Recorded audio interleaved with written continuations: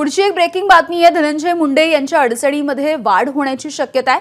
कोणत्या आधारावरती कृषी साहित्य खरेदीच्या धोरणामध्ये बदल केले? नागपूर खंडपीठाने आता धनंजय मुंडे यांना हा सवाल विचारलाय। धनंजय मुंडे हे कृषी मंत्री असताना 2023 मध्ये त्यांनी स्वतःच निर्णय करत 2016 पासून सुरू असलेली डीबीटी योजना बंद करत कृषी साहित्य खरेदी करून शेतकऱ्यांना देण्याचा निर्णय घेतला होता आणि या संदर्भामध्ये आता त्यांच्या अडचणीत वाढ होण्याची शक्यता आहे।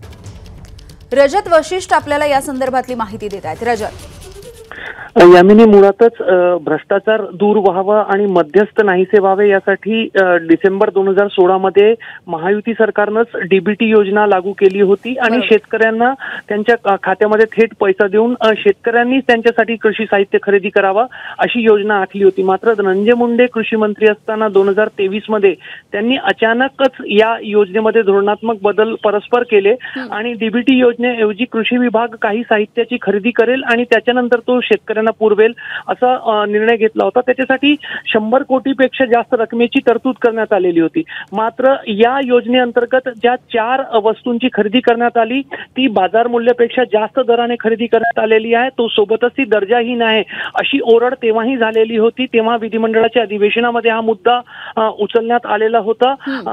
राष्ट्रीय स्वयंसेवक संघाशी संबंधित काही कृषी संघटनांनीही त्या संदर्भात आरोप केले होते। आता त्या संदर्भात नागपूर खंडपीठामध्ये याचिका दाखल करण्यात आलेली आहे आणि गंभीर आरोप करण्यात आलेले आहे। खंडपीठाने 2 आठवड्यामध्ये राज्य सरकारला प्रश्न विचारलेले आहे की या धोरणात्मक निर्णयामध्ये परस्पर बदल का करण्यात आले आहे। त्यामुळे नक्कीच धनंजय मुंडे यांची अडचण जी आहे ती येणाऱ्या काही दिवसामध्ये न्यायालयाच्या सुनावणी संदर्भात वाढू शकते।